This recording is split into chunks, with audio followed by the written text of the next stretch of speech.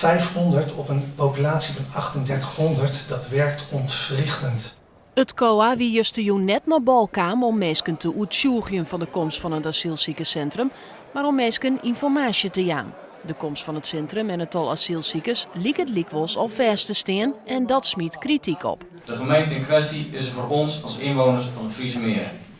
Hoe komt het dan dat er zonder informatie vooraf iets besloten wordt wat zo'n impact heeft op een samenleving van 3800 mensen? Ik zou graag, denk ik, namens heel veel ouders willen weten waar deze kinderen van asielzoekers naar school gaan.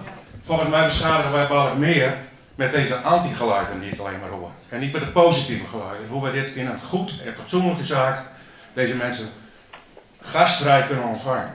Ik maak me daar boos over. U merkt dat. Maar waarom wordt het dan niet gewoon verdeeld over die drie? En wat er nou eigenlijk gebeurd is, omdat het er 500 zijn, zetten de mensen hier zich schrap, hakken in het zand en wordt er bijna een wat vijandige sfeer gecreëerd. En ik denk dat de COA echt heel erg goed aan doet om terug te gaan naar veel kleinere aantallen. En volgens mij wil heel Nederland ze dan best opvangen. En dan is in mijn ogen het probleem opgelost. Lietsere aantallen passen voor eerst net in de plan van het COA, omdat het te duur is.